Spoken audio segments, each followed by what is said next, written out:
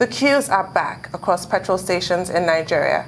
President Muhammadu Buhari, who also doubles as the Minister of Petroleum Resources for Nigeria, has expressed anger over the contaminated petrol in circulation across the country, a development that has disrupted the nation's fuel supply chain for several days. The president was said to have therefore ordered that the Chief Executive Officer of the Nigerian Midstream and Downstream Petroleum Regulatory Authority, Nmdpra, Mr. Farouk Ahmed, be queried immediately.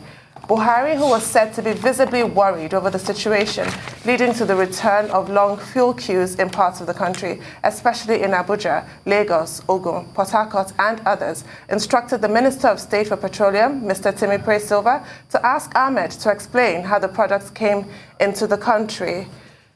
Well, I suppose that's a good start. Responsiveness, quick action on the part of the President/Minister of Petroleum, but it is just a start. Beyond that query, and I suppose from that query, other aspects of this debacle will be uncovered. But it just goes to buttress the point, the ridiculous situation we find ourselves in when, as an oil-producing country, we do not refine our own fuel. This is why we are at the mercy of all kinds of suppliers, and we find ourselves in this situation. And now, when everything is discovered, when the investigation is completed, who is going to compensate those whose cars have been damaged? Because we're hearing reports that that has happened. The whole thing is a mess, and it needn't have happened. And it does give you like a visual representation of regression in the country, because it has been such a long time since we have seen these fuel queues. So when we're talking about things not progressing at the speed that we like, and we're told all efforts are being made and what have you, is just not that apparent, the evidence of your eyes, really,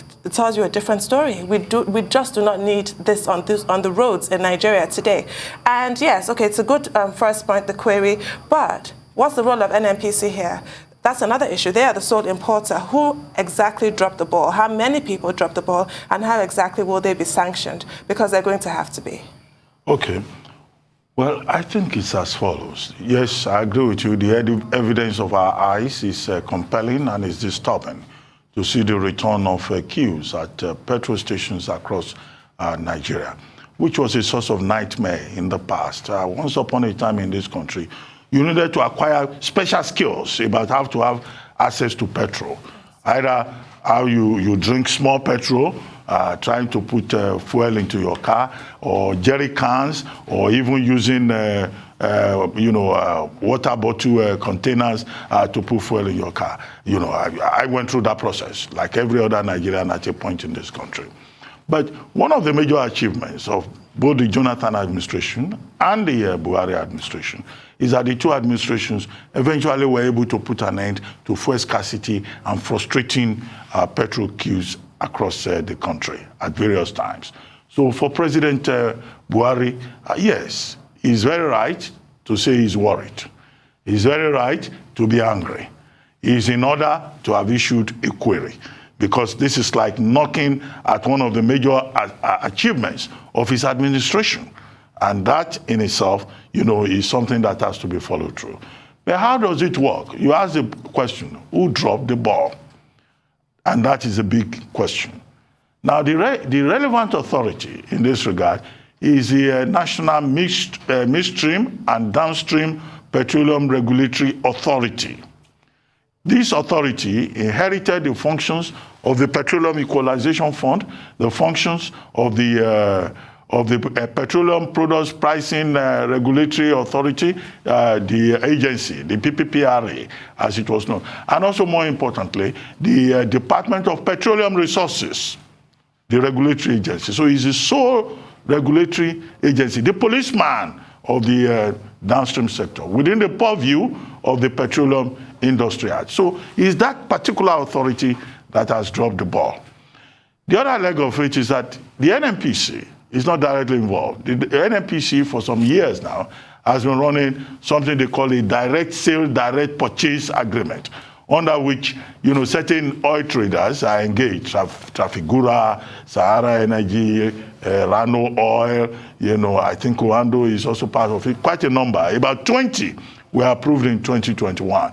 So they do crude oil swap, and then they bring in the refined products. But the refined petrol is not just brought into the market like that. It is the responsibility of the new body that emerged after the Petroleum Industry Act, the authority that I referred to earlier, to check, to make sure that fuel that is brought into the country meets specifications. In this particular case, this is not the first time it will happen. It has happened before, but this is the most embarrassing situation that we have had. First, yesterday, we were told 100 million liters were involved. This morning now, the newspapers are reporting 317 million liters of fuel that does not meet Nigerian specification. Different countries have different specifications.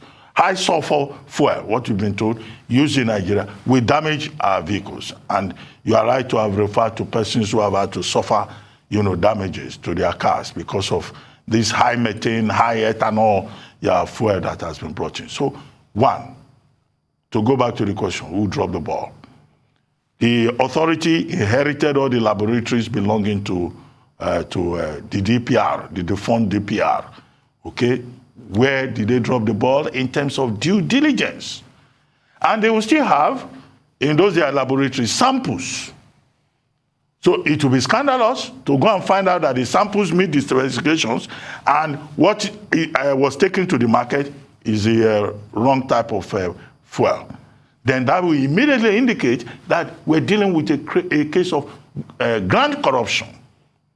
And I think that is what the president suspects, having himself been in the past a minister of petroleum resources in this country, and is still, at this time, the substantive minister of petroleum resources, and he has intelligence available to him. So it's important that the president has asked that the head of the midstream and downstream authority, petroleum regulatory authority, should be queried. And we hope that the president will act on the basis of that query, because this is very embarrassing to the kind of legacy that he wants to leave behind. Even this morning, a lot of people are disturbed in different parts of the country. Yesterday, we were saying, it's just 100 million liters, not every part is involved. No, but we have now been told that the thing has spread even to the Federal Capital Territory and other parts of Nigeria. So this is where the problem lies. The second thing is that perhaps we need to take a second look at the direct sale and direct purchase crude oil swap arrangement that the NMPC operates. So, third, we really cannot blame the NMPC directly. The NMPC now is a private liability company, but I've had a lot of people talking about the monopoly of NMPC and all of that. Okay, many questions are raised in that regard. But what is important is that under the present dispensation, as NMPC goes into this transition, nobody should be allowed to drop the ball. Okay? And it's not just about vehicles being damaged. The other day I was trapped in traffic. I had to jump on the back of Okada. Can you imagine me taking Okada? I'd have liked to see that. To get to the studio. I kept begging the man, please be careful, be careful. I'm an important statistic. I must not fall down. Can you imagine me falling down and ending up in orthopedic hospital because some people will not do their job? That would be a big scandal. See what we go through as Nigerians. And you're so right about the volume, the scale of this thing. We're talking about 6 cargoes has been reported, and it was not flagged. It's actually a disgrace. It is. Meanwhile, in Lagos, tensions continue to rise on the streets as queues at petrol stations have kept motorists waiting long hours to fill their tanks. Petroleum marketers have confirmed the circulation of potentially harmful to cars fuel that was imported by the Nigerian National Petroleum Company, NMPC. The contaminated fuel has been recalled, causing shortages in the market and gridlock traffic on Lagos Island for a second day. Arise correspondent Adefemi Akinsanya reports.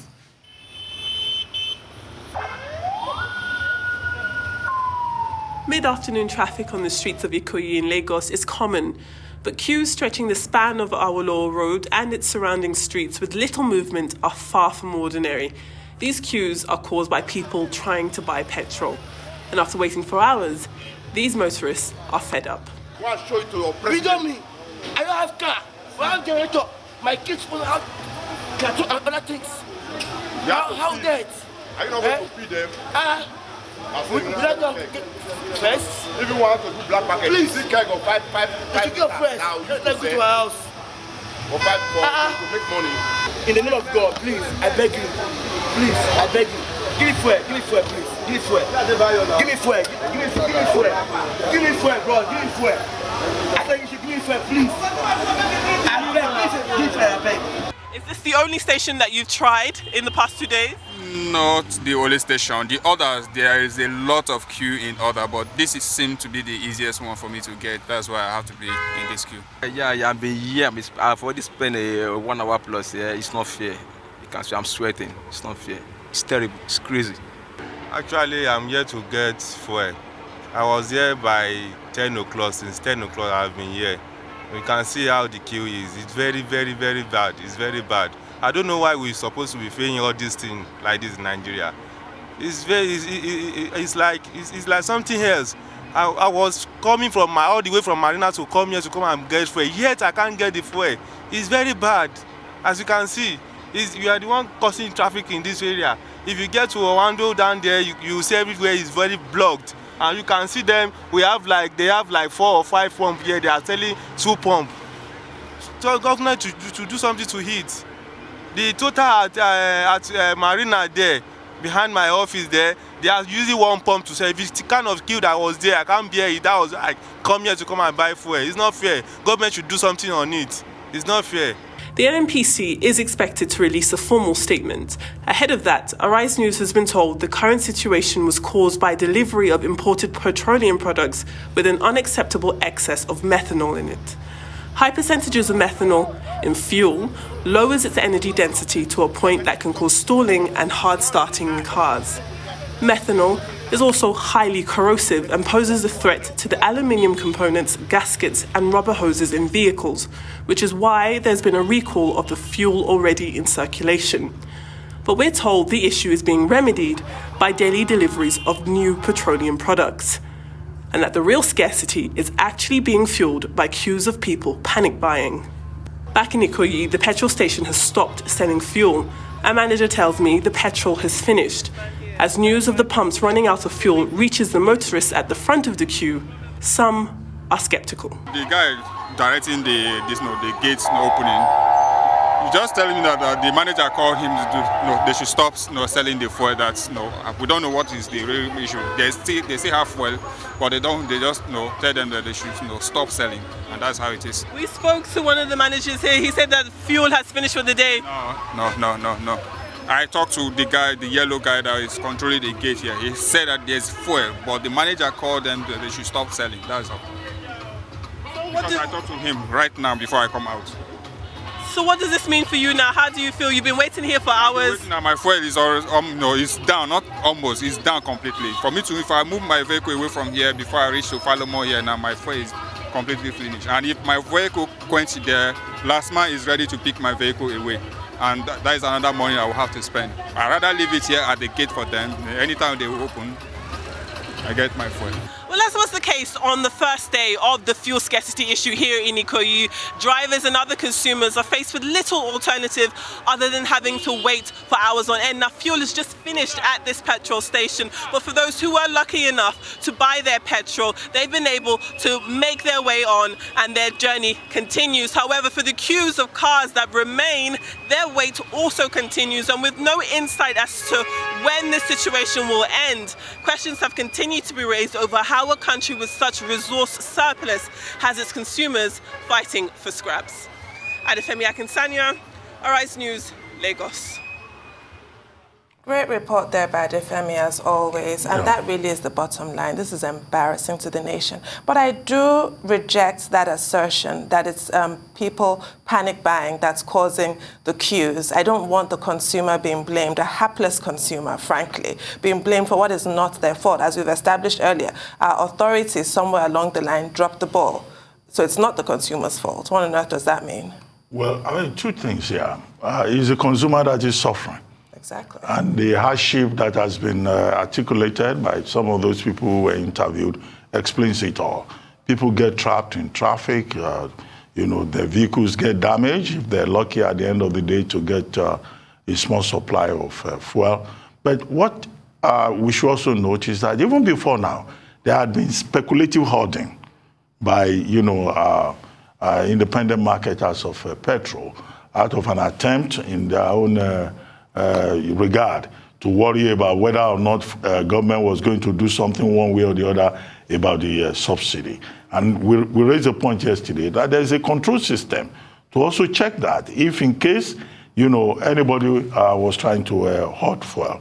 Now, Adefemi Akinsoya raised a point saying, the NMPC said they will issue a press release to address this.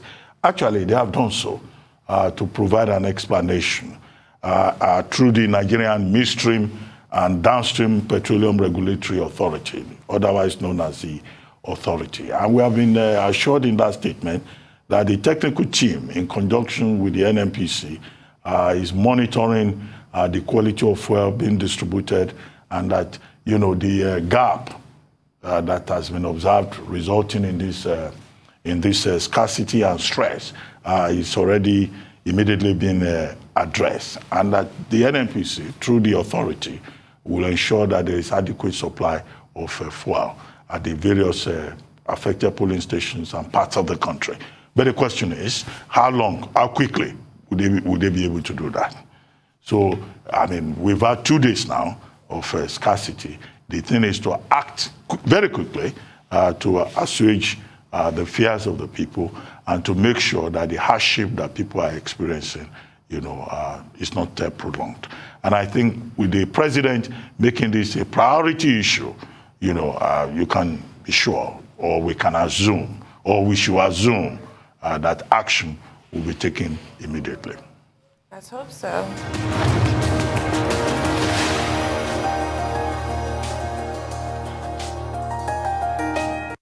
Welcome back to the Morning Show here on Arise News. For an update on the COVID-19 pandemic, Adeswa Omoran is here with us. Good morning, Adeswa. Good morning, Tundu. Sure you had a blast yesterday. Good morning, Dr. Abachi. Fabulous. Good morning. Thank you. Okay. Well, unfortunately, over 400 million people have now been infected with the COVID-19 or coronavirus since the first cases emerged from the Hubei province in China, with a cumulative death toll surpassing 5.7 million, and over 10 billion doses of vaccines have now been administered, according to the Johns Hopkins University tally. Well, here in Nigeria, 58 new cases and thankfully no COVID-19 related deaths have been reported officially from 6 states as well as the Federal Capital Territory, Abuja, in the past 24 hours. When we look at vaccine updates in Nigeria, especially for the COVID-19 virus or disease, almost 16 million people have now received a dose of the available vaccines in the country, speaking of Nigeria, while 6.3 million others have been fully vaccinated. The NPHCDA, in its latest data, says Nigeria saw 1.6 million eligible persons vaccinated last week alone, making it the highest weekly vaccination recorded so far. So in one week, we saw 1.6 million people show up to get vaccinated. Remember that 13th of January this year also remains the highest daily vaccination record so far. On that day, 13th of January this year, 250,000 people showed up across the 36 states as well as the Federal Capital Territory to get a vaccine dose against COVID-19 virus. The government hopes to reach its 70% target of its population by the end of this year. It says supply is no longer a problem. Now we just have to match up the demand. People have to show up, roll up their sleeves and get the jab in their arms. Well, elsewhere in Uganda, authorities are seeking to legally mandate COVID-19 vaccines. Your guess is as good as mine. The country is facing widespread vaccine hesitancy and even had to destroy some of those doses, about 400,000 doses in January alone. Now, the proposed bill calls for 6 months jail term for failure to comply with vaccination requirements during disease outbreak. However, it is subject to change as it undergoes scrutiny by the Parliamentary Health Committee. And away from Africa, researchers at Fudan University in Shanghai, China, say they have developed a technology combining the speed of the rapid antigen test, that's the quick test you can take at home, as well as the test accuracy of the PCR test, which is seen as the gold test for COVID-19 to be more accurate. And they said they've combined these two together to give a COVID result in 4 minutes. So this new test kit can give you a test, an accurate, almost accurate, very accurate test result in 4 minutes. The Chinese scientists said they have developed this and it can process the results as quickly as in 4 minutes. Researchers at the London University collected samples from 33 PCR COVID-19 patients, 23 PCR negative patients, 6 influenza positive patients, and 25 healthy volunteers. And all of these tests came back accurate. And finally, a record outbreak of COVID-19 cases has triggered Hong Kong's toughest restrictions yet. Carrie Lam, who is the leader, says infections have increased to more than 600 a day, and so these measures need to come in place. People will only be able to go outside to meet one other person in public. So only 2 people are allowed to gather in public places in Hong Kong. And these measures will also include a ban on dining in restaurants after 6 p.m. and the closure of gyms as well as cinemas. The city will also require vaccine passports for you to go into malls and stores. Hong Kong says it's going to keep this zero COVID policy just as China, but it's left to be seen how successful this policy will remain. Back to you guys. Well, I suppose they don't really have a choice at this moment. We've been talking about this and how that dragnet continues to close around people who are refusing to be vaccinated. If everybody was vaccinated, Hong Kong would not have to impose those measures. Uganda will not have to be proposing those measures and joining so many other countries that have vaccine mandates, either across the board for all adults or for healthcare workers, for government officials, name it. Most countries have had to impose some kind of mandate on particular groups, especially high-risk groups and, government workers, public officials, public servants. And I just really continue to reiterate the fact that none of this would be necessary if everybody would just embrace the science. I mean, COVID-19 has left such devastation in its wake, and there's no comfort whatsoever for grieving families who have lost their loved ones. But I can't call it an upside because there is no upside to the pandemic, but the really thin sliver of a silver lining here is just the kind of ingenuity, the kind of brilliance, the toil that the scientific community has shown, really at light speed, developing all kinds of, vaccines, clinical tests, the scientific community's response to this virus, and the way that they really have stepped in and saved lives and prevented a much greater disaster should be commended and should be embraced by everybody. Okay, the COVID-19 test that has been invented by scientists, researchers at Fudan University, that's the location of the researchers, I think it's a very good development. And it proves the point how scientists are continuing to try as much as possible to stay ahead of the pandemic and, come up with new insights and new methods, new measures and inventions. So this particular test, as effective, as accurate, that's the word that the researchers use, as the PCR test itself. And it's very quick, 4 minutes. But it's important that their results have been published in a peer-reviewed journal, the Nature Biomedical Engineering. And that way, scientists in other parts of the world will be able to evaluate the outcome of their findings. Now, as for Hong Kong, the major challenge in Hong Kong is that there's been an increase of 600 cases per day in Hong Kong. And it's as a result of that that the Chief Prime Minister, the Chief Executive, Carrie Lam, and our administration have now come up with these restrictions. But the zero COVID policy that is adopted in Hong Kong and also in China is heavily criticized, particularly with regard to China, in the West, particularly in the United States, as an indication of an attempt to further oppress the people. But in that part of the world, some recent articles in the Global Times of China indicate, that what is being spoken about in the U.S. Against the zero COVID policy is just propaganda, and it's discriminatory.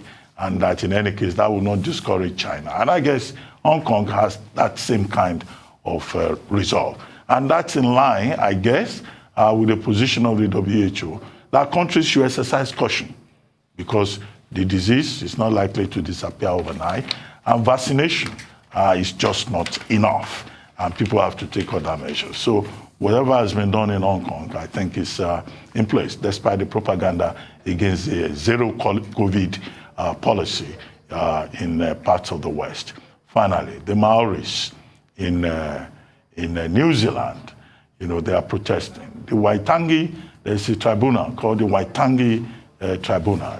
They submitted their report, and they indicated that although New Zealand has been vaccinated, about 96-point-something% of the population, but the truth is that the local people, who constitute about 15.1% of the population of New Zealand, that they are being discriminated against. And recommendations have been made to the cabinet to make sure that the age requirement, which is a major measurement in New Zealand, should be reconsidered, because the Maoris, they have more young people, and the kind of minimum age of requirement for eligibility for vaccination puts the Maoris at a disadvantage. And although we've been praising Jacinta Ardern and our administration in terms of being proactive and adopting strong measures, I think the racist approach to the vaccination process in New Zealand is something also that needs to be highlighted and criticized for what it is. Thank you. Adesua.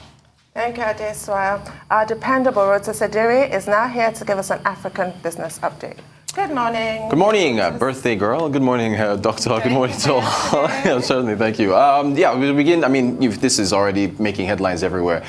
President Buhari has queried the head of the Nigerian midstream and downstream regulatory authority, Mr. Farouk Ahmed, over the contamination of fuel. And this diagram really helps a lot so that folks can understand exactly how the Petroleum Industry Act, transfers the duties of the now defunct Department of Petroleum Resources, Petroleum Economization Fund Management Board, and the Petroleum Products Pricing Regulatory Authority. Those, as you can see from the diagram, those essential duties have been taken over by the Nmdpra. So the president also called on the Minister of State for Petroleum Resources, Nmdpra Silva, to go and find out how and who dropped the ball, because, well, as with the various reports that we've covered on this matter, there have been reports of damaged vehicles as a result of this contaminated fuel. And beyond that, as you can see, these fuel queues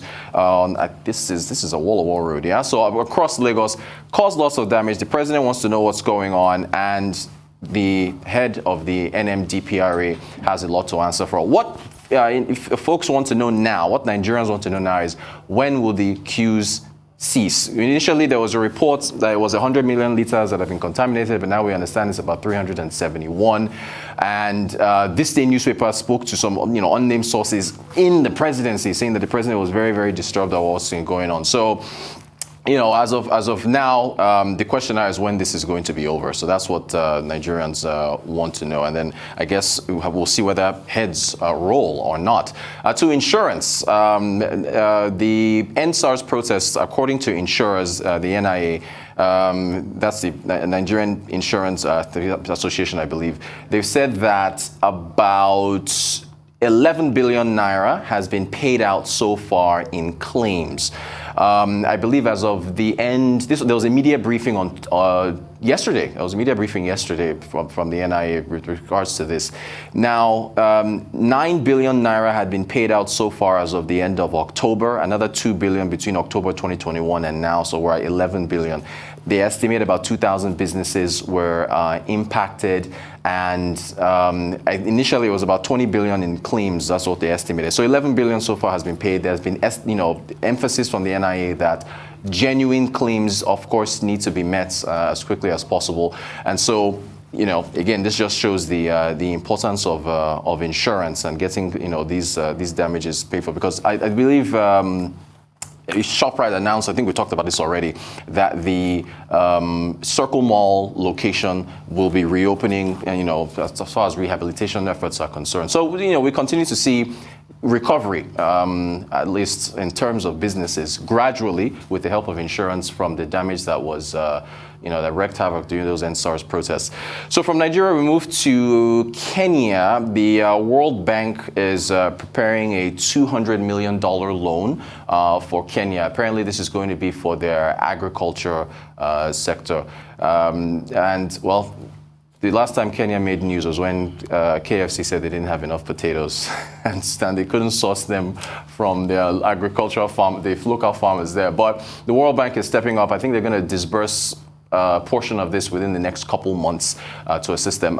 From Kenya, I believe Morocco, after about 2 months, Morocco is opening up its airspace. You're still flying in, have to be subject to testing and so on and so forth within about a 48-hour period of your flight there. But the reason why they're doing this is because tourism has been hit so hard. I believe between 2020 and 2021, there's been a 71% drop in travel to Morocco. So it's been pretty hit their tourism sector pretty hard. Also, with respect to the reason why you're seeing vaccine production on the right-hand side of your screen is because Morocco is building a $562 million vaccine plant.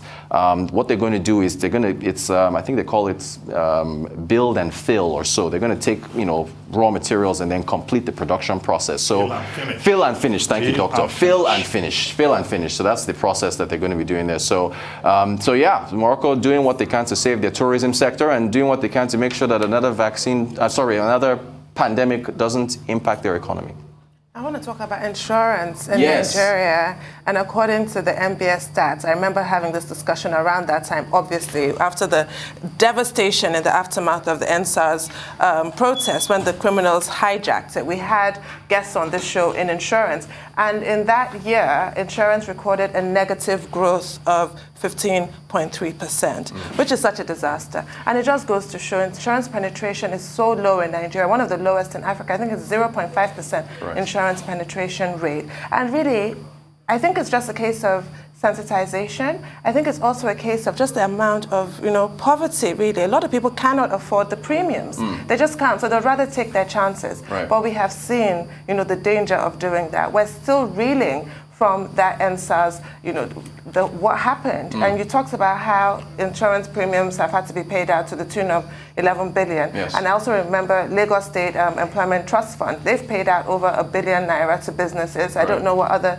states have done. We're still paying the price for that, literally and figuratively. So I think insurance should be encouraged, and perhaps the premiums can be reviewed. People should be sensitized about the kind of risk that they run when they you can't afford the premium. So you definitely cannot afford the result, the fallout of not having insurance in case of a disaster. I think that needs to be expressed a lot more clearly. That's the challenge of paying for something to which you can't see an immediate return. So it's that psychological impact. And even with premiums, they've tried to reduce them to at least an affordable. I mean, there's micro insurance for entrepreneurs and so on and so forth.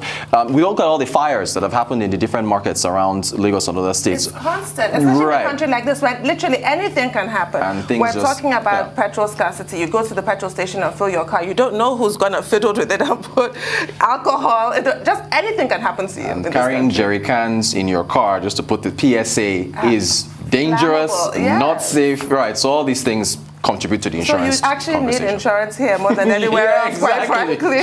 Exactly. Well, I think that the statement by the chairman of the Nigeria Insurance Association, the NIA, explains it all.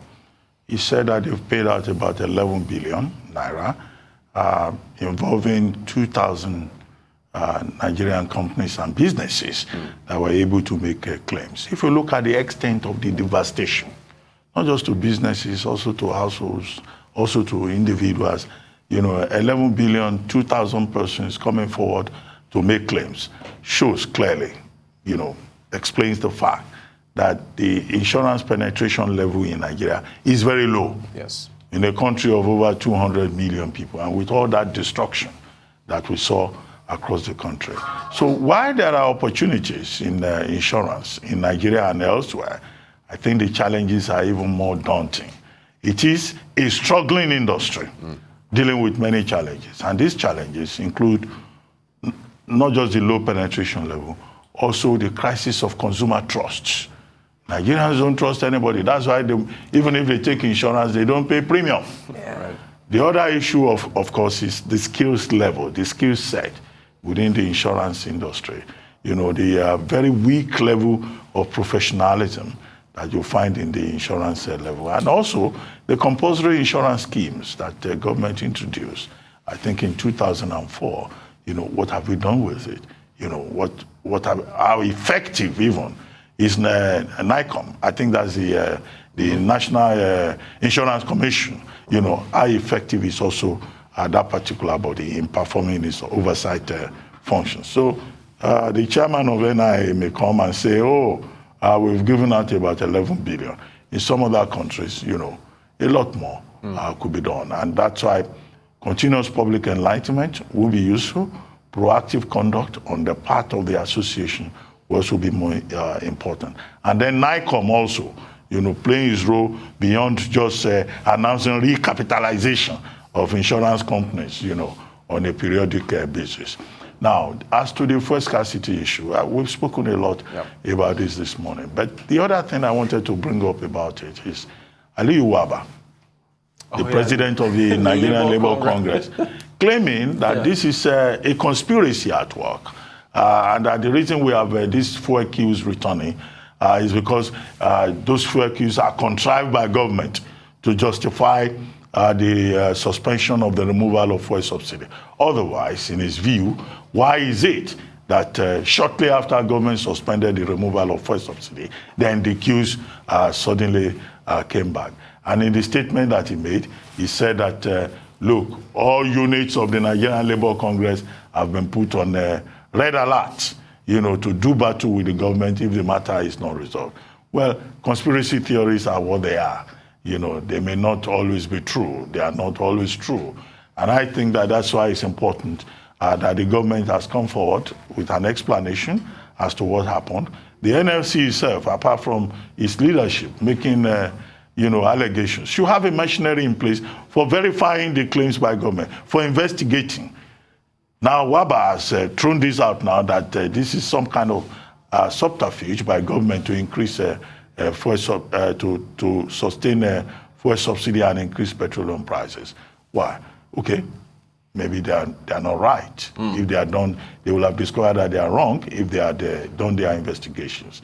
And I think government should immediately engage with the Nigeria Labour Congress leadership, particularly as the same NLC is also protesting that on no account should Labour be removed from the exclusive legislative list. And you know, so Labour is an angry mood, but you know, part of the job of government is to manage people's expectations and to put, you know, relevant information out there so that you don't have this kind of, you know, tension escalated, you know, by certain stakeholders. Well, that's that mistrust you referred to earlier. Manifested itself in a different way. Conspiracy theories because of the trust deficit. Yeah, indeed. Well, thank you very much, Rotus. Thank you very much indeed.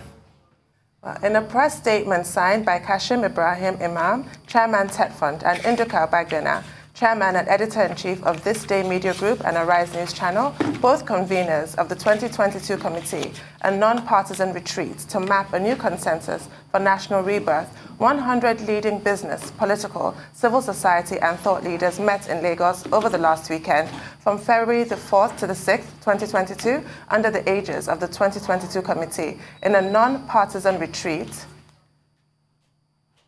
to map a new consensus. The attendance list included 14 current governors and 13 former governors, as well as 3 former Senate presidents, working in 3 subcommittees of national security, the economy, and Nigeria in transition. The participants recognized that there's an urgent need to seek common ground and irreducible minimum actions to stabilize the polity at this critical time of transition.